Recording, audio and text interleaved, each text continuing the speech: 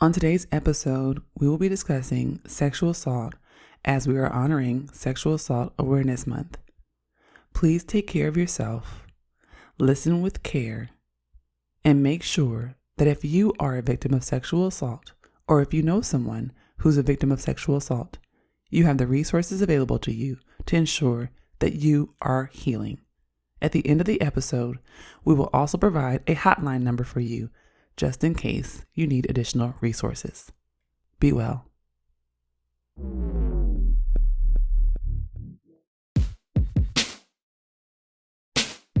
Hey y'all, I'm Jenn.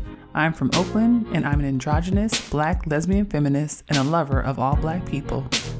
This is Daren. I'm an asexual novelist, researcher, and bona fide comic book fanatic from the widest part of Southern California. Orange County. We're queer millennials with 3 kids and nearly 20 years of marriage. This is a podcast about the realities of blackness, adulting, and relationships. This is That Black Couple.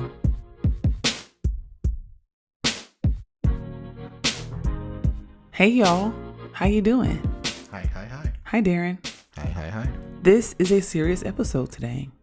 We're not going to be all jokey and lighthearted. We got real shit to talk about. This is episode 5 of season 6 of That Black Couple. I'd like you to go grab some cranberry juice or some kombucha, something that's not too sugary and that will actually hydrate you. And we're going to sit down. Have a seat. This is That Black Couple. I'm Jenn. I'm Daren. Before we get started, make sure you follow us on Twitter and Instagram at That BLK Couple. Look us up on Facebook at That Black Couple and on the internets at www.thatblackcouple.com. And you already know you can find us everywhere podcasts are played. That means Apple Podcasts, Spotify, Google Podcasts, Amazon Music, and of course, you can find us on good old Pandora. And make sure, if you want those extra special brownie points, if you want to really, really be in our corner and support the work that we're doing, sign up to our Patreon at patreon.com/coloredconvosmedia. Let's go. You ready? I'm ready. Okay, let's start the first segment. Let's get into first things first, Daren. Let's talk about how we came to this episode. Many people may not know this. There's a lot of things. Every month is like a commemoration or honoring of something. So I know that this month is also Autism Awareness and Acceptance Month, but it's also Sexual Assault Awareness and Prevention Month, as well as the same month where Trans Day of Visibility emerges. So I want us to cover some really important stuff today, especially because every spring I teach a Black feminist politics course at Syracuse University, and every single spring I make sure that my course covers rape and sexual assault and all the things that go into that conversation in the month of April. It's hard for my students, it's hard for me, but it's just such a necessary and important conversation to have that we essentially spend the entire 4 weeks of April talking about specifically how Black women, queer folks, trans folks, and folks who are vulnerable and often go overlooked in society experience sexual assault and what it means for us to be really serious about dismantling the systems that make that possible. Wow. Yeah. Would have been cool if I had a class like that when I was in college. Same. Would have been kind of path-breaking and instrumental. Same. In kind of how it would have gone out into the world. But, Same. Luckily you do get to teach college students that. They do get to have that experience. Yeah. Now, what I'll say is, thinking about this episode, I immediately thought back to the recent documentary called Quiet on the Set. If you haven't heard about this documentary, it's basically a documentary about Nickelodeon in the 90s and all the kids shows that were on, which, those are the shows that we watched, Yep. All that, the Amanda Bynes show, all of those things, the Sam and Cat, all those shows that were kind of really around the time when we were kids. They were hugely, hugely popular and successful. And honestly, really is a big part of kind of our childhoods. It's about what it was like for those kids that were on the show. A lot of people said when they saw it, they said, don't watch it. Yeah. But you were on book tours. Yeah. And I was at home and I was like, I'll watch it. I'll see what's going on. And I watched it and I Now tell everyone else, don't watch it. Yeah, everyone told me do not watch that. And it's not that it's bad or it's incorrect. It is just it will completely change the way you look at your childhood because this is what we were consuming as kids. Yeah. And it was great and it was fun and we had the jokes, right? And we watched all that, and we saw, everyone getting slimed and, it was funny or whatever. But when you actually hear the accounts of the kids that were in these shows and were more or less subjected to these sketches and jokes, yeah, and how it was very, very harmful for them. Yeah. When you hear about, honestly, the racism that was happening behind the scenes, when you hear about the sexism that was happening behind the scenes, not just to the kids, but also to like the women that were in the writers' room for these things.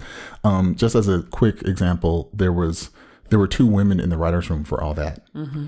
And when they signed them on, they told them, well, we don't have the budget for both of you, so we're going to give you one salary that you'll split. Wow. Which is like highly illegal, right? These are the things that were happening, right? And there's a lot in there, and I don't want to spoil it, but I also don't want to like trigger anyone unnecessarily. But what I will say, a big part of it is the sexualization of kids. Yeah.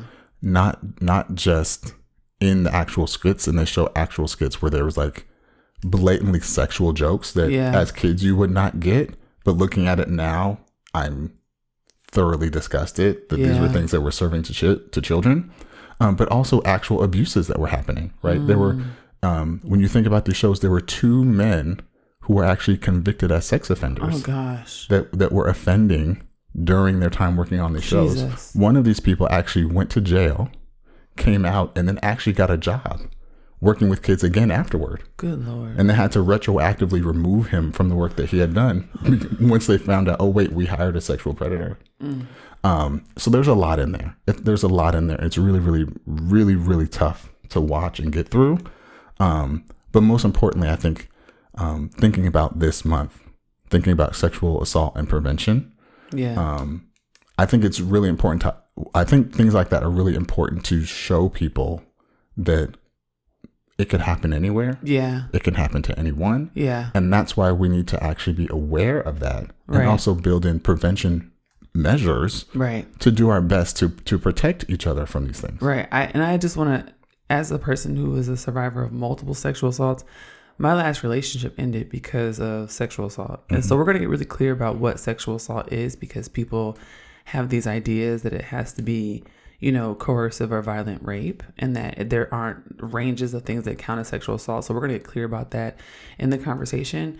But as someone who has been through many experiences of varied versions of sexual assault, and is also of trans experience, this episode is really important to me personally, but also I really want people to just be really clear about the fact that this idea that things don't matter until they happen to you personally is really, really violent to so many groups of people who get overlooked every single day in society, who are seen as disposable: children, the elderly, queer and trans people, poor people, immigrants, right?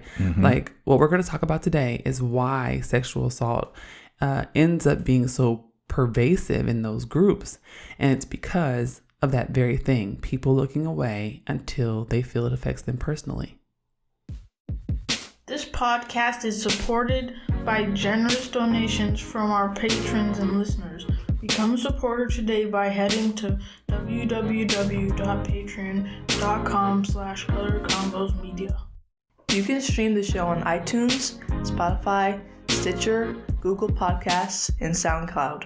When you listen, please consider hitting that heart button, sharing, giving us a 5-star rating, and leaving some dope comments. This helps us with our page rankings and gets more listeners for the show. Thank you so much. Okay, we're back. All right. Now, in this segment of the conversation, we're going to get into the nitty-gritty about sexual assault awareness and prevention. We're going to cover some stats. We're going to get some definitions. And I'm going to talk about what I teach my young people. Yeah. Okay. It's time for Professor Jackson to show up. All right. Okay. So first, let's start with a definition. This definition comes from RAINN.org. They say the term sexual assault refers to sexual contact or behavior that occurs without explicit consent of the victim. Some forms of sexual assault include attempted rape, fondling or unwanted sexual touching, forcing a victim to perform sexual acts such as oral sex, or penetrating the perpetrator's body. There's some other definitions that I found online that I think that people typically think about because they're thinking about litigation and law. And I want to talk about that in just a moment. But what I saw also, they have things called level 1, level 2, and level 3. And it's mainly because they're thinking about the degrees with which you'll be convicted with the state of the law. Level 1 usually focuses on sexual assault. Level 2 focuses on sexual assault that occurs with bodily harm or involves a weapon or threats to a third party. And level 3 covers aggravated sexual assault. Now, I saw a definition online that I thought was actually really helpful. And it actually just gave a kind of very expansive idea of what unwanted non-consensual touching was, right? So we talk about fondling, but that includes like groping people, touching their breasts, touching their body parts. It also includes like sexual harassment, where folks are talking about sexual acts that they want to commit to someone's body and someone's very uncomfortable about this. Sexual assault covers the full range of engaging with people's bodies in ways that they do not consent to.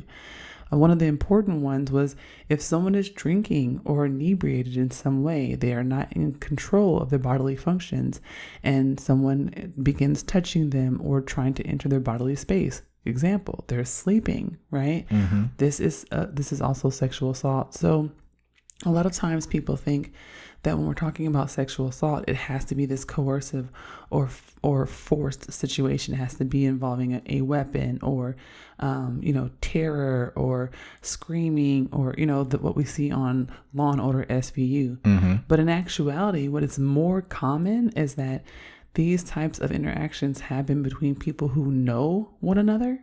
They happen between people in very common social situations, so often at parties, get-togethers, in front of other people.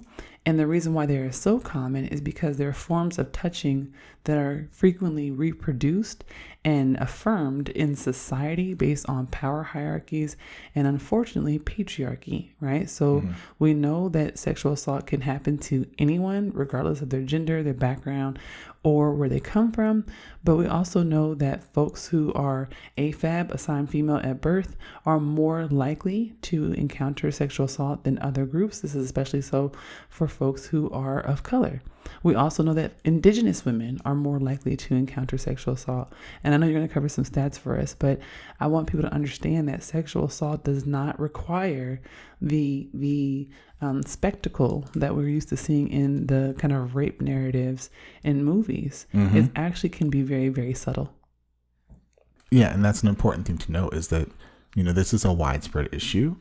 And part of the reason that it's widespread and people don't realize how widespread it is that they just don't realize what actually falls all under that umbrella. So I appreciate that you kind of went through and described that for people so that we all actually really know what we're talking about here. Now to bring up some additional stats around that, the one that jumped out to me first as I was doing research is that, the stats can vary by year, but about somewhere between 60 to 90 seconds, every 60 to 90 seconds, an American is sexually assaulted. And that's just an insane number to think about. Yeah. How frequently that's happening.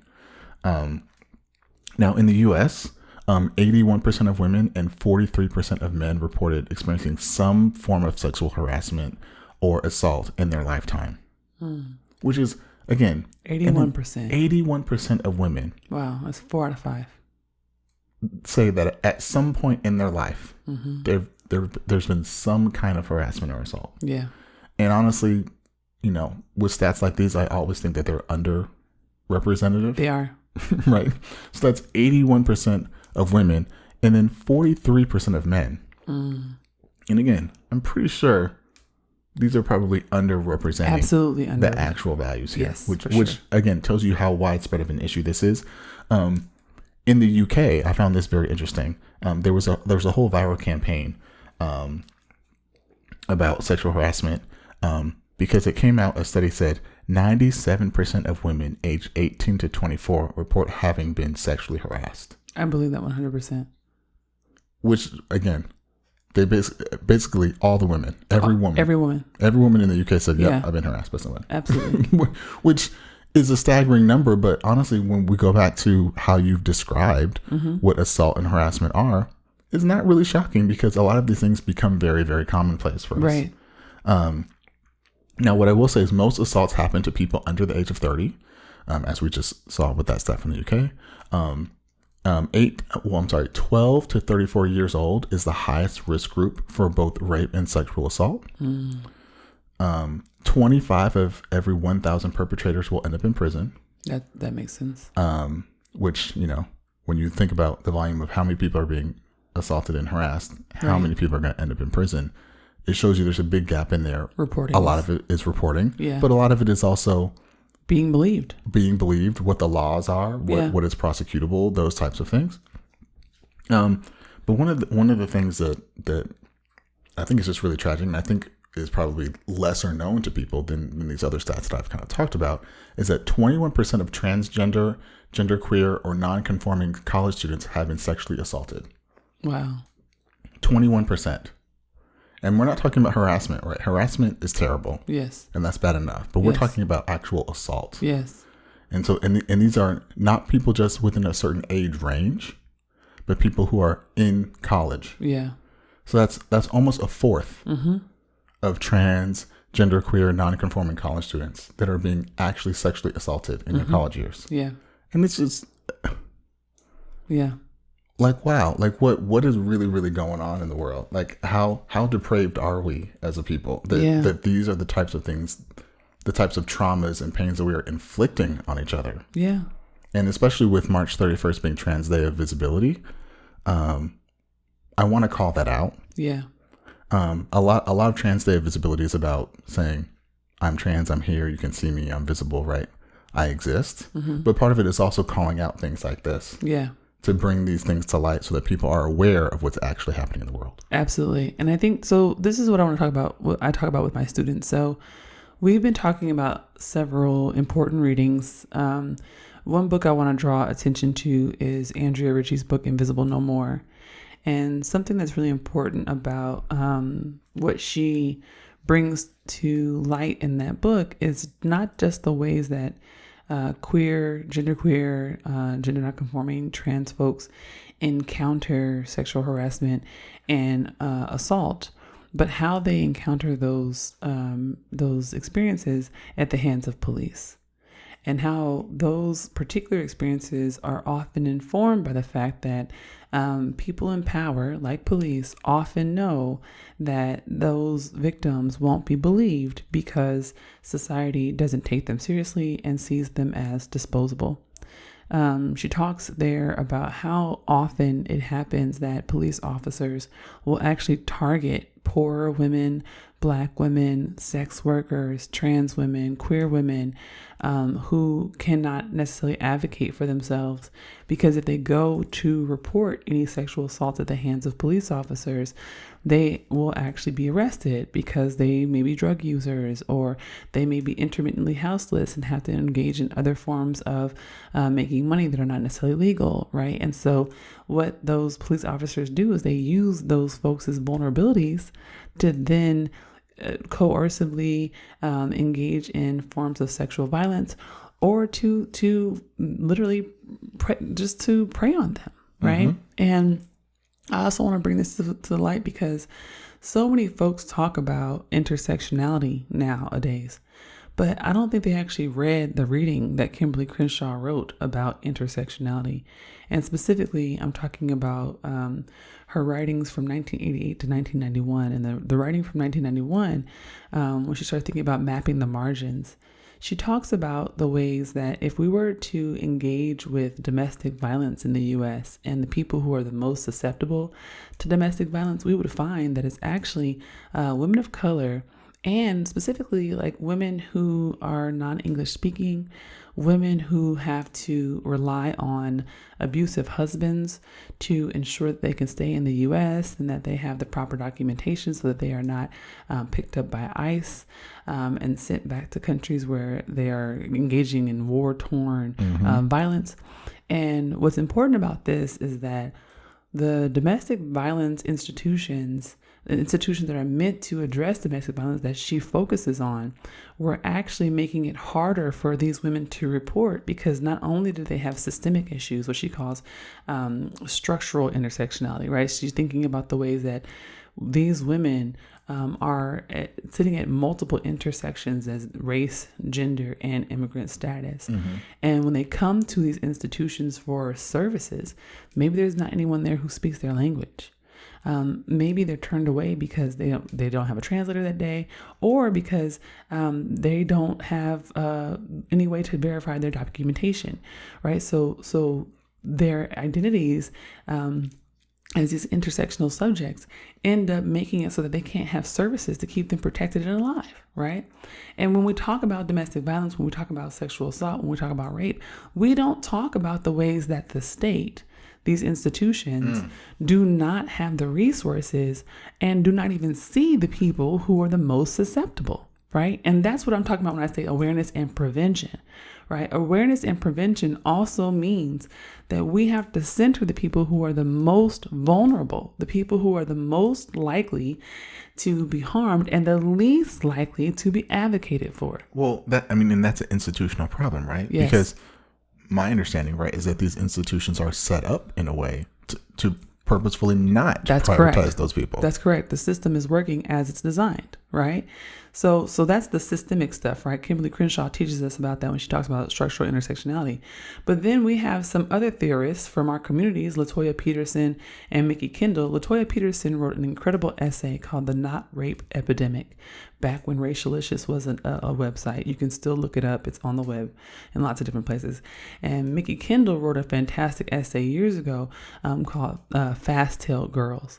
And in both of these essays, they're not talking about the systemic problems that perpetuate this kind of rape culture and the myth that these young people are unrapeable. So we have to remember that too, right?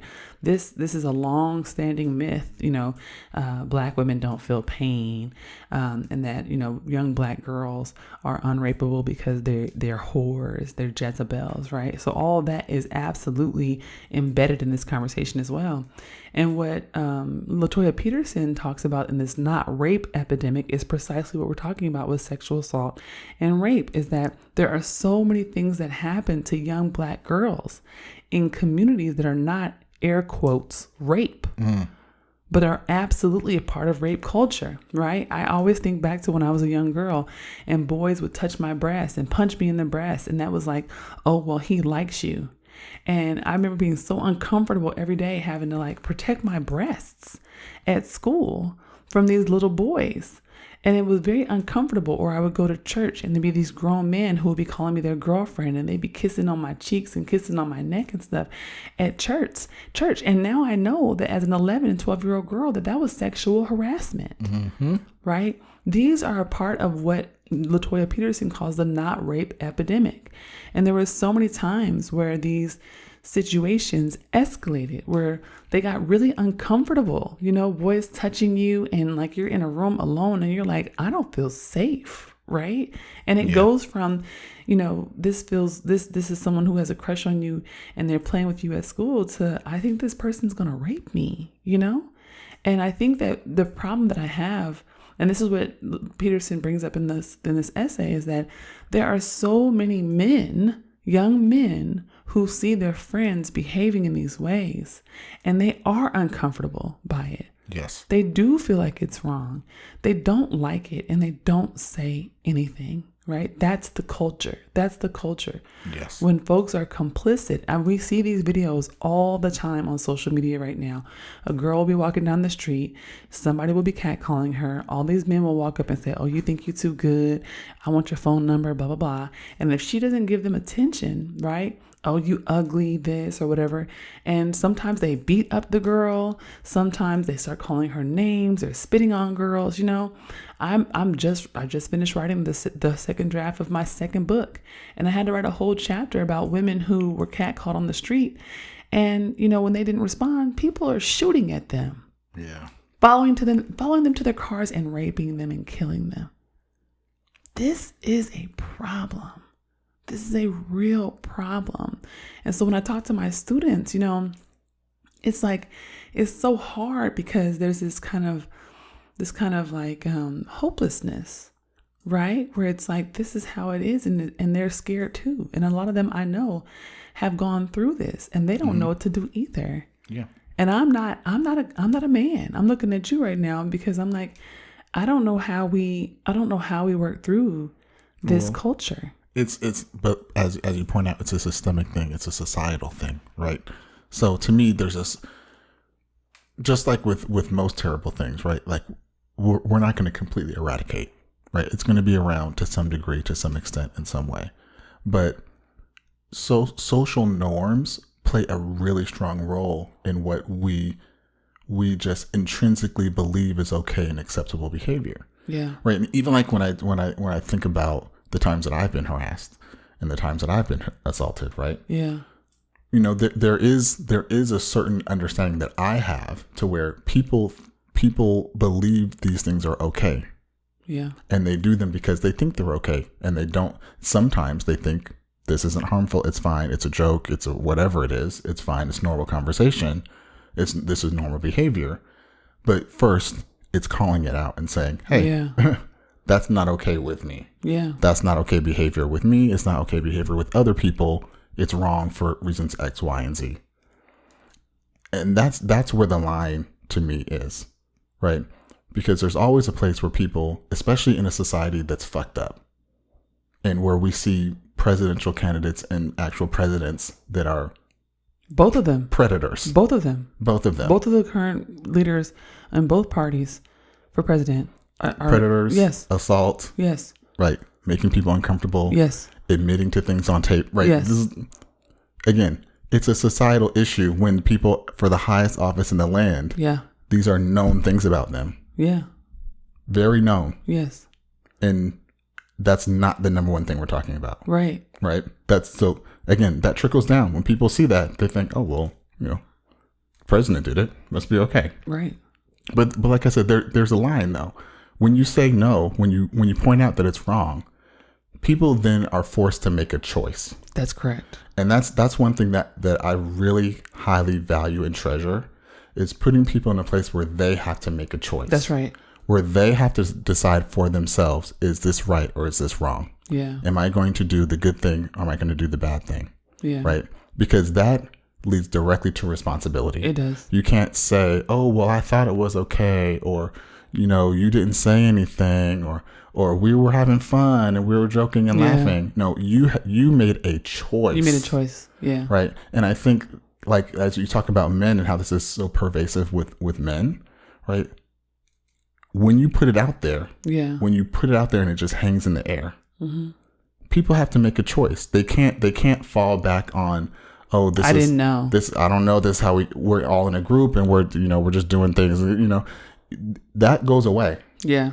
Because then every single person in that situation has to make a choice, whether they are the one committing the act or not. Yeah. Because you are then also complicit by being present. That's right. Not saying anything, not still being around, not leaving. Right. You are also then complicit in whatever is happening. Yeah, right. You're creating the culture. And so again, you are then also making a choice. Yeah. If someone says, hey, that's not cool, that's harassment. Hey, that's assault. We shouldn't be doing that. Right. Everyone in that space has to make that choice. That's right. And also in making that choice, it's something that sticks with them forever. That will be present in other situations when they see it again. That's right. Now, as you pointed out, I think with a lot of men, the problem is that part never happens. That's right. A lot of it is the silence. A lot of it is the group think. It's the go along. That's my friend. They're a good person. I know. Right. I know that they don't mean harm. Hey, listen, my ex said that about her friends too. I mean, it happens with lesbians and queer people too. I mean, women are no less guilty of patriarchy and misogynoir. Yep. It happens everywhere. Yeah. But again, right? Like, that's why the only way to fix it or to make it better is to challenge it. And to point it out when it exists. Here's what I also want to say. I think that that's true. I think challenging is important. And as somebody who has been through a lot of sexual assaults, some more violent than others, I struggle with speaking up, right? This is something that I have to work on. I've been working on in therapy for like 30 years. And I think that, 30 years, that's exaggerating, 20 years. But I think that, men are believed more. right? Like when you speak up, when you say you've been harassed and assaulted, people believe you. Like, right. And the reason, right? Again, societal issue. Yeah. The fact that I would have the courage. Right. It takes so much more courage. Right. For a man to say something. It's gotta be true. Right. And then like me as a tall black woman, people never believe me. They're always like, well, why didn't you punch them? Or why didn't you hit somebody? Or like, especially if it's somebody who's smaller than me or it's a woman, they're like, yeah, right. Like you should be able to physically fight them. And a part of this issue is also people don't care about trauma, and they don't care about the ways that our bodies hold on to violence. They don't care about the kind of violence that they're doing to other people and the kind of harm that they're putting in people's bodies. Like I can't unsee and unhear and unfeel and unsmell the traumas that I hold in my body from my childhood. Right? There are things that I can see a shirt in a store and things come over me and I'm in the car crying. You know, there are smells that waft by me and remind me of awful things that have happened.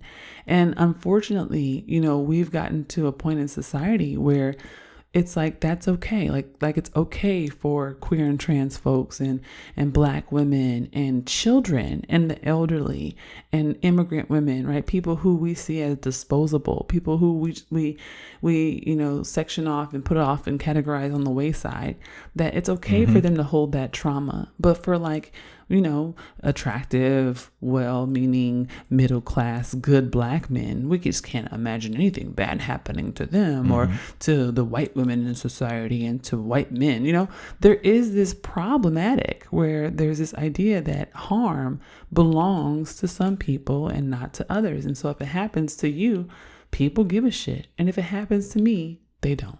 And honestly, and this is going to be a weird segue, but that's also why I really like the X-Men. What? Because it's a perfect allegory for that, right? Because you really went to X-Men? I really went to X-Men. You're going to go with me on this because we're watching X-Men 97 and it's an amazing show. It is amazing. And episode 5 just came out and it's very good. Niggas is in tears. Okay. Yes. It's real commentary. Yes. I like no cap. Yes. But that's why I like X-Men, because it's a perfect allegory for what you just described, right? These are people who, you know, have these fantastical powers. It's like, wow, they're so cool and they're so different. But the amount of hate, prejudice, attacks, death, trauma, everything that has happened to them is just like, that's fine. They're disposable. That's okay. They're disposable. That's those people. That's not us. Yeah. Right. It's that exact same story that's being told. And that's why I love the X-Men, because it does such a good job of relating that in a way that people honestly struggle with, because they do have that intrinsically built into them of that person is the other. Yeah. And sometimes it takes something fictionalized for people to understand a concept. That's right. And then bring it into their own life and see their own prejudices. That's right. People have to actually give a shit about people. Like, that's part of it. Like, not like, oh, I'm a man and now I have a daughter, and so now I care what happens to women because my daughter is a person and she matters, right? I would do awful things to women and abuse them and assault them, but now that I have, you know, a girlfriend or a wife, I realize, oh, that's bad. Like, what an awful way to move through the world, that you don't care about people who are different from you until you have a friend or a lover or a child who shares that identity. What a shitty person you would have to be, right? Like, and that's why so many of us at all these margins of identity end up having so much empathy, because we're already those people. I'm disabled. I am trans. I am a woman. I am black. I am differently bodied. I am genderqueer. And we're related to and relate with those same people as well. Right. So I have tenderness for all types of vulnerable people. And so as long as you walk around privileged, you just don't care about vulnerable people and you can just enact any manner of harm, including sexual violence, how sickening. You can find my mom and dad, aka That Black Couple, on the web at thatblackcouple.com. That Black Couple is owned and operated by Color Combos Media. If you would like to help fund our content, sign up at www.patreon.com/colorcombosmedia. Please consider giving us $5 or $10 per month to help us build our platform and grow our organization. You can also give one-time donations at www.paypal.me/colorcombosmedia. All donations are welcome. We're back. We are back.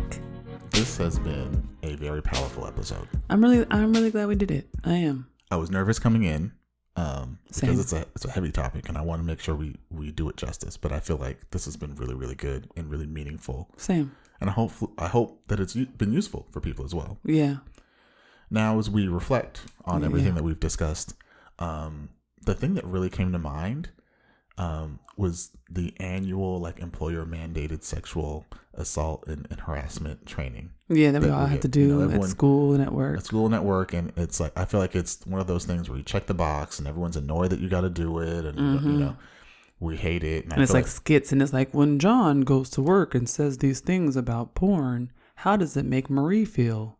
Right, and I will say it always feels stupid. It I always does. feel like these things are so obvious, but I think this episode puts it into light that it is important to say Absolutely. blatantly, look, these things are wrong. That's right. That's right. So when you're presented with them, you're not questioning is this okay? Right. Is this fine? Because you do have concrete examples of saying this is wrong behavior, Yeah. and this is how you should handle this type of wrong behavior. One thing I will also say about those trainings, and something I've liked about working in the academic space, is that they're getting smarter with how they make them. And so the ones in corporate America have always been really bad. They're really awful, and they're just hyperbolic, and they're not that good.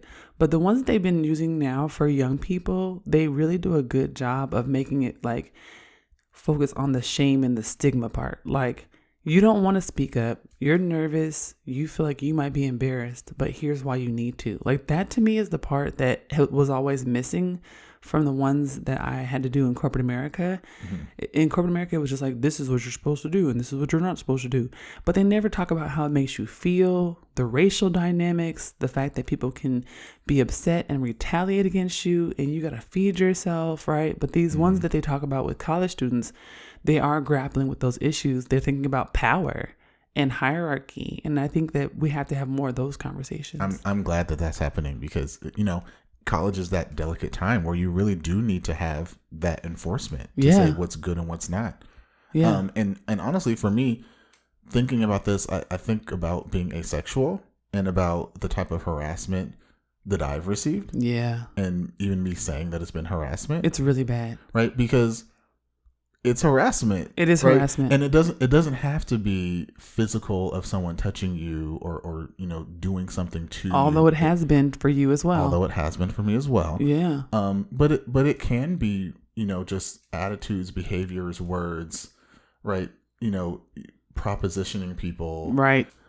Focusing on how you feel. Yeah. Right. And there's a lot of times where I think we live in a sexualized society. Yeah. And so people can be a little cavalier with the things that they say and the things that they joke about, and and those things can become harassment. Yes, they can. And assault. Yes, they can. Very quickly. Yes, they can. And so it's important to point those things out, and like you said, to talk about all the different dynamics of power, gender, sexuality, all of those That's things, right. and how those all things work together. Yes. I want to talk about both of our experiences right now with the subtle types of sexual harassment that we both experienced. I'm going to bring up what happened with you. It was a friend of mine who was attracted to you and thought it was okay to keep propositioning you for sex and touching you inappropriately and making comments about you. And it was a woman. And a lot of women have done this to you.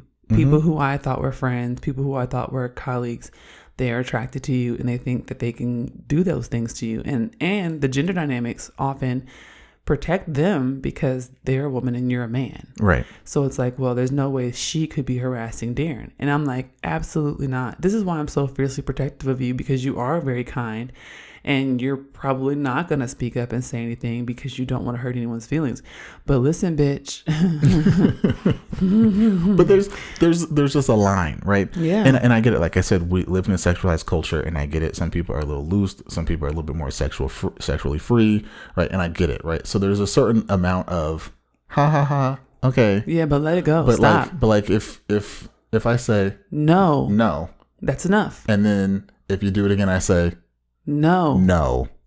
and then We have a problem. it becomes something else. And this is the thing too. And even if you don't say no, right? And this is what happened Right. to me in my last relationship was, You know, my ex, who was on this podcast, who I thought I was going to spend the rest of my life with, had a friend who is a police officer who would walk around at parties and stuff and touch people's breasts and touch people's butts and like rub on people. And if we were in a pool, she would like hold on to people and like grope and people being me. She did this to me for a long time.